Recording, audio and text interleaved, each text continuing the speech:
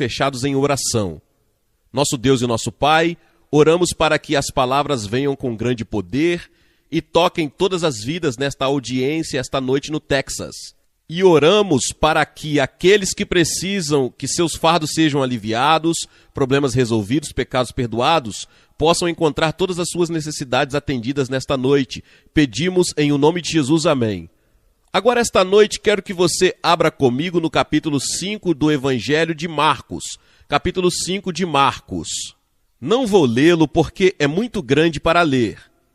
Mas vou contar a história porque é a história do encontro de Jesus com um homem possuído por um demônio.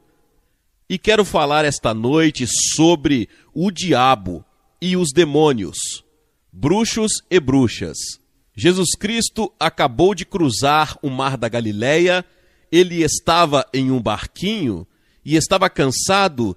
Agora, Jesus era divino e ele era Deus, mas ele também era humano. Ele se cansou e ficou com sede, ele estava dormindo neste barco e veio uma tempestade, e você se lembra a história. Os discípulos ficaram com medo e disseram: Mestre, vamos morrer. Eles ficaram apavorados. E Jesus se levantou no barco e ergueu a mão e disse: Paz, fique quieto. O vento se acalmou, o relâmpago parou de piscar, o trovão parou de rugir, e os discípulos ficaram com ainda mais medo. Disseram: Que tipo de homem é este que até o vento e o mar lhe obedecem? Eles ainda não haviam chegado ao pleno conhecimento de que aqui estava o mestre de todas as eras, o Rei dos reis, Senhor dos senhores, o verdadeiro Deus. Mas eles chegaram ao outro lado do mar pequeno da Galileia e lá encontraram uma visão estranha, um homem selvagem, um homem nu, sangrando da cabeça aos pés por causa dos ferimentos auto-infligidos. O homem veio correndo e gritando. E a Bíblia diz que ele estava possuído por um demônio. Você diz agora, Billy Graham, você acredita que eles eram realmente demônios? Sim, eu acredito que haviam demônios reais nos dias de Jesus e eu acredito que eles são demônios reais agora mesmo. Há um diabo real. Há um diabo real no mundo agora, a Bíblia ensina, e podemos ver evidências de sua obra em todos os lugares. E todos nós que vivemos a vida cristã o encontramos todos os dias, porque estamos em conflito, não com a carne e sangue, como a Bíblia diz, mas com as forças espirituais, principados, potestades e governantes nos lugares sombrios. Há um diabo e há demônios. Agora, eles podem ser mais sofisticados na América do que em qualquer outra parte do mundo, mas são demônios. No entanto, você vê, o homem tem que ter algum tipo de poder sobrenatural além de si mesmo para seguir. E muitas vezes, se ele não seguir a Deus, o verdadeiro Deus, ele irá criar um Deus ou simplesmente seguirá o diabo diretamente. Agora, o que significa Satanás na Bíblia? A palavra Satanás, que é usada tantas vezes na Bíblia, vem de uma palavra grega. E a palavra demônios vem de outra palavra, damania. E a Bíblia tem muito a dizer sobre esses demônios. Diz que eles são capazes de entrar e controlar um homem. Eles podem entrar em você e controlar você. A Bíblia diz que eles são mencionados em toda a Bíblia como impuro, violento e maliciosos. A Bíblia diz que eles estão em conflito até mesmo com os cristãos agora. Eu não acredito que um cristão possa ser possuído pelo demônio. Eu não acredito que um verdadeiro crente nascido de novo possa estar possuído por demônios. Mas os demônios irão incomodá-lo e irritá-lo e assediá-lo e trabalhar contra você dia e noite. E no momento em que você receber a Cristo como seu Salvador, você saberá que o diabo está muito vivo. Não estamos lutando contra carne e sangue, mas contra principados e potestades. Agora, cada pessoa aqui, ouça isso, cada pessoa fora de Cristo está em perigo de possessão demoníaca. Você e eu, possivelmente, estamos sujeitos à possessão demoníaca. Você sabe que uma das características terríveis do julgamento no fim do mundo irá ser que novos demônios serão conduzidos para fora do abismo e serão personagens poderosos que causarão violência e problemas em todo o mundo. E às vezes penso que algum outro deve ser libertado nos últimos anos. Demônios das drogas, há uma relação entre feitiçaria e bruxaria e drogas, de acordo com a Bíblia. Aquele demônio do alcoolismo, 7 milhões de alcoólatras crônicos na América tornaram-se inválidos pela obsessão sexual por álcool. Conheci pessoas que me disseram que realmente estavam obcecadas por isso. Elas não podiam pensar em mais nada.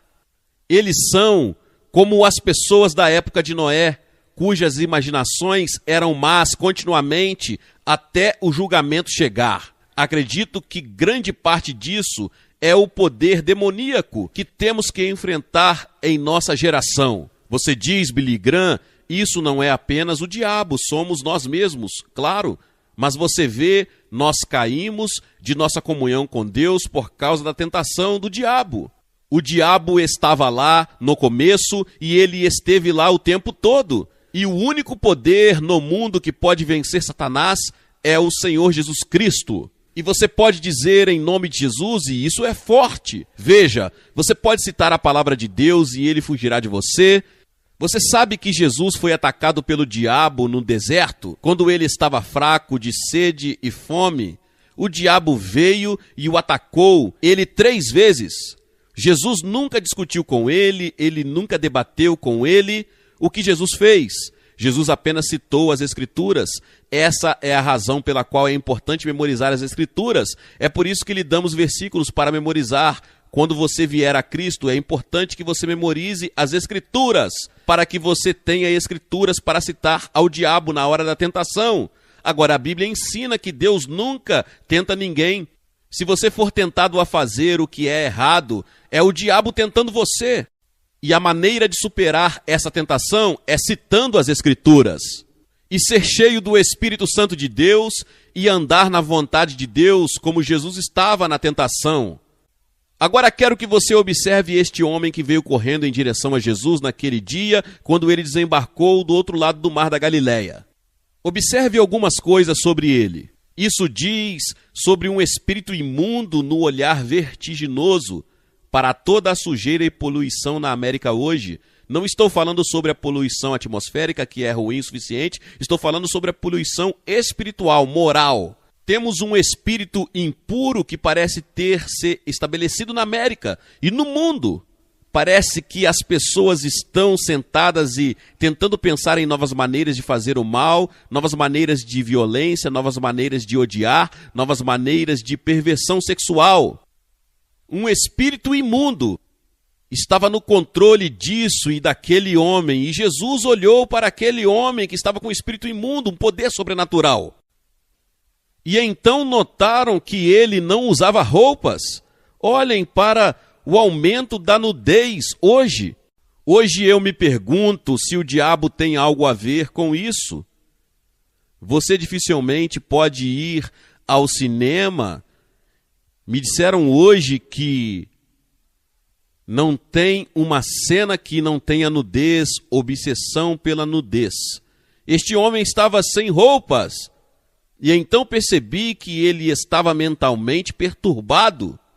1 em cada 4 americanos. No momento, 1 em cada 4 famílias é afetada de alguma forma pela perturbação mental e mais da metade de todos os leitos dos hospitais da América no momento, estão ocupados pelos pacientes com problemas mentais. Corte uma grande parte disso. São demônios.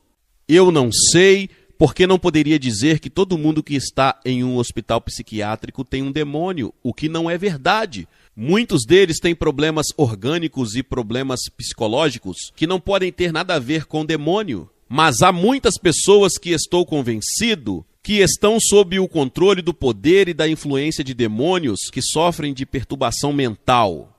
E então percebem que ele era incontrolável, ninguém conseguia controlar esse cara. Eles tentaram amarrá-lo, tentaram colocar na prisão, tentaram colocá-lo em uma instituição mental. Ele explodia tudo, tinha poderes sobrenaturais, era um homem violento. Já houve uma hora em que houve tanta violência que todo mundo quer ter paz e eles erguem um sinal de paz e todos nós acreditamos na paz, mas de alguma forma não conseguimos paz. Violência, tumultos, brigas e assassinatos. Alguns jornais de hoje em nossas grandes cidades nem publicam mais os assassinatos. Há tantos toda noite. Eles apenas os listam em algum lugar. E você pode olhar para determinado lugar e lê-lo como se fosse uma notícia comum. Quantos assaltos na noite passada, quantos estrupos na noite passada, quantos assassinatos na noite passada. Violência, violência, violência. Esta é uma característica do diabo e dos demônios. E quero dizer a vocês que não vamos impedir isso apenas com mais poder policial. Precisamos ter poder de oração e poder espiritual. Precisamos ter pessoas de joelhos orando e devemos ter um despertar espiritual neste país. E então observe que ele habitou entre os mortos. A Bíblia diz que esse sujeito viveu nos túmulos, ele viveu em um cemitério. E você sabia que a Bíblia ensina que estamos mortos em nossos delitos e pecados antes de virmos a Cristo?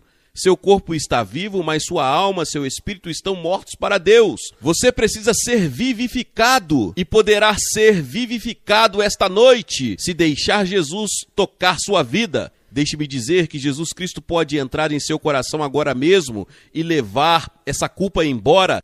Ele pode lavar o seu passado. Se você teve preconceito racial, ele vai tirar isso. Ele pode te dar amor em seu coração. Você quebrou a lei moral de Deus e cometeu pecado? Ele vai tirar isso, lavá-lo e dar o seu poder para resistir à tentação do diabo. E Jesus ficou cara a cara com este homem selvagem, furioso, violento, nu, sangrando. E dentro do homem, uma voz sobrenatural começou a falar e a dizer: o que eu tenho a ver com você, Jesus, filho do Deus vivo? Não nos atormente! Não atormente nós. O que eu tenho a ver com você? O homem rico diz que não preciso do evangelho porque é para os pobres. O intelectual diz, é para os trabalhadores e para os sem instruções. O homem comum diz que não consigo entender. O radical diz que não é revolucionário. Agora, o que nós temos a ver com ele? Quero dizer a você que cada um de nós tem algo a ver com ele. Se você não tiver algo a ver com ele nesta vida, você terá algo a ver com ele na vida futura, porque chegará o dia em que todo joelho dobrará, toda língua confessará que Jesus Cristo é Senhor e Deus. Você não pode se curvar, você e eu aqui, mas chegará o dia em que você valorizará um joelho.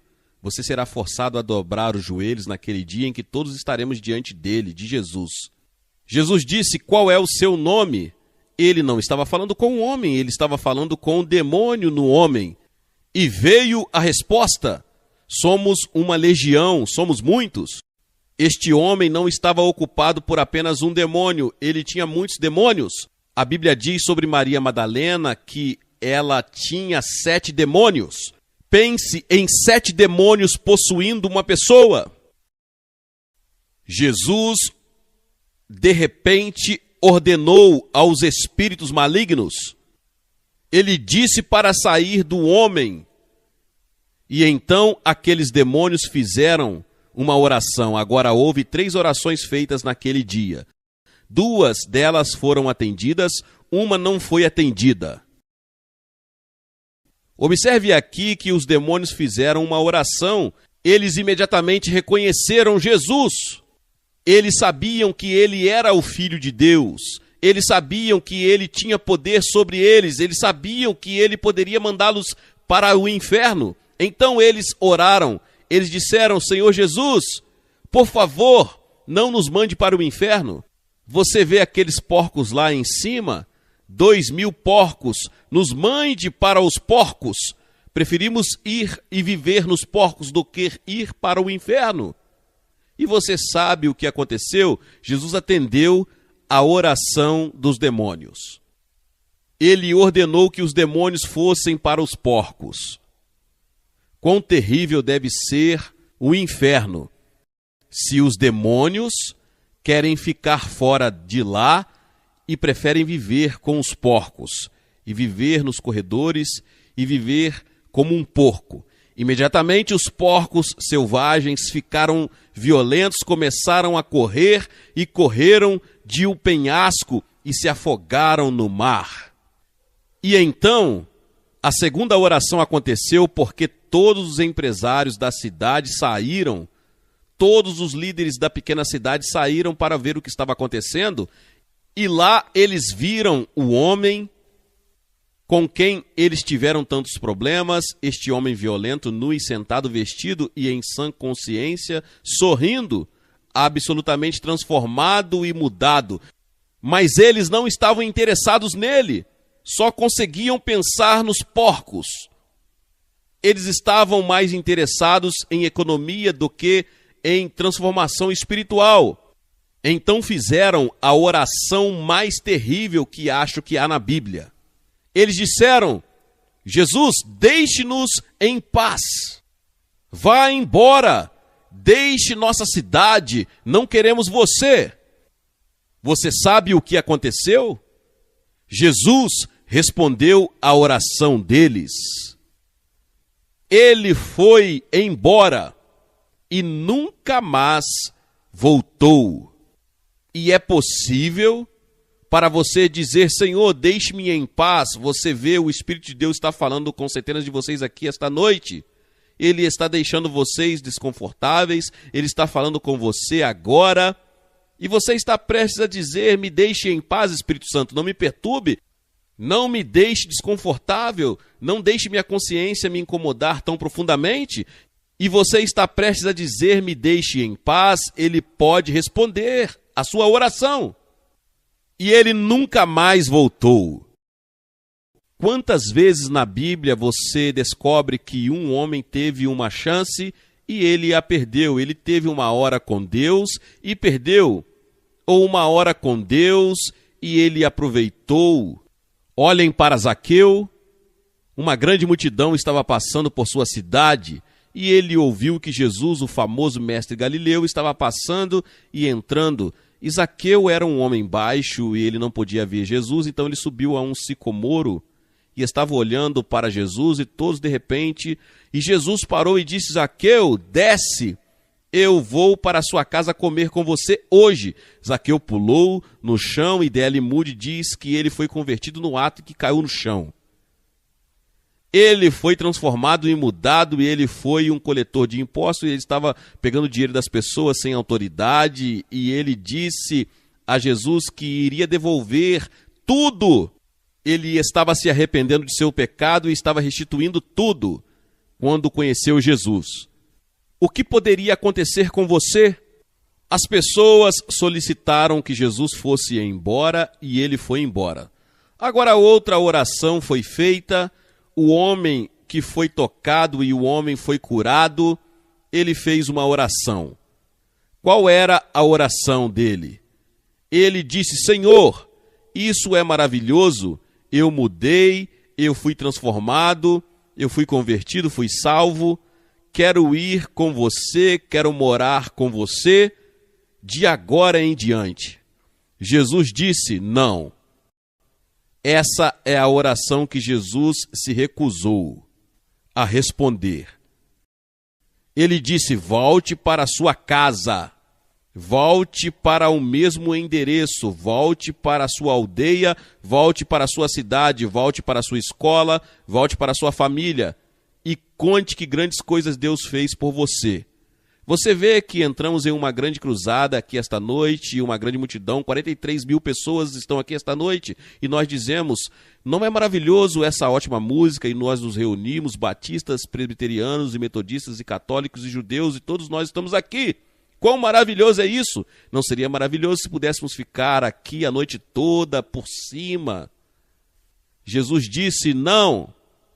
Onde realmente conta é onde você mora, onde você estuda. Tem um capítulo em meu novo livro chamado Fique Cheio, Fique de Pé. Você sabe que a Bíblia ensina que há muitos altos, mas também há muitos baixos. Você já leu o livro de Salmos? Eu leio 5 salmos todos os dias. Quantas vezes o salmista estava bem no fundo, olhando para cima? Há altos e baixos, mas no meio de tudo isso há o Espírito do Deus vivo para lhe dar alegria e paz. Há certos rios para o cristão que corre muito fundo.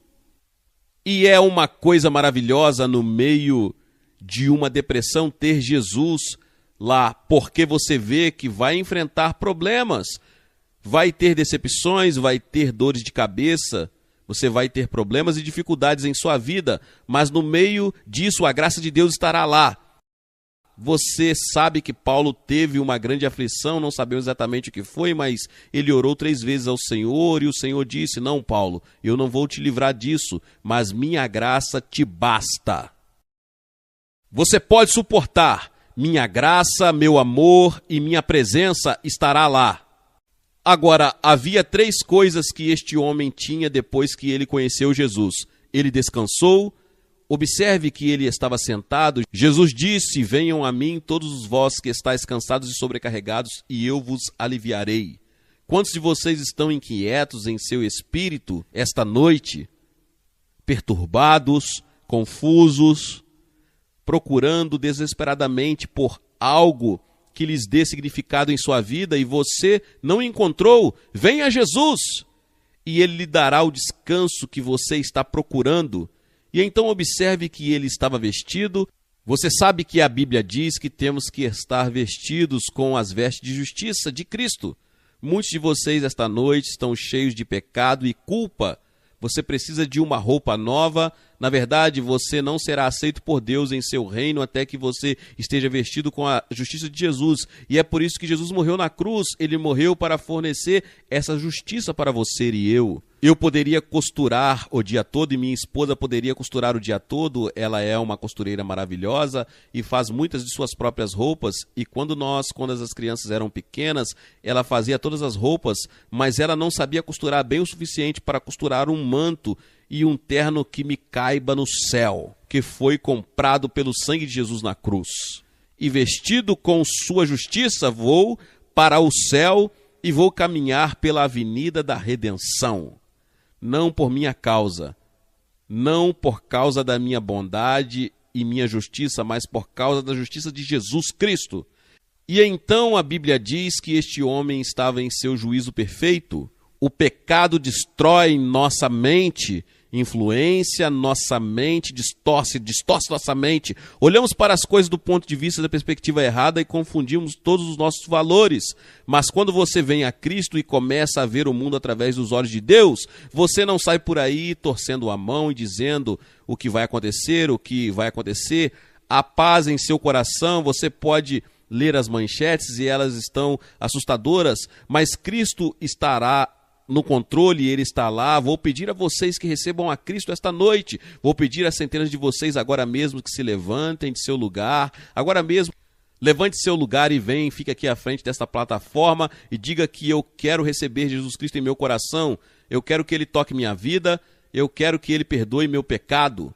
Quero saber que vou ajudar milhares de pessoas nos últimos dias aqui no Texas, que assumirão esse compromisso. Estou pedindo que você se junte a eles esta noite e assuma este compromisso com Cristo. Depois que você vier, direi uma palavra a você, vou orar por você e lhe darei um livro. E então vocês podem se voltar aos seus amigos, se tiverem com parentes ou amigos, se tiverem em um ônibus, eles vão esperar por vocês. Vocês apenas levante-se e venha, você vai demorar alguns minutos, você que está na galeria, na parte superior, vai levar 2 ou 3 minutos para chegar. Então comece agora, vamos esperar e vou pedir às pessoas de todos os lugares que estejam em oração para que você venha a Cristo e deixe Ele transformar a sua vida e fazer de você uma nova pessoa rapidamente, agora mesmo.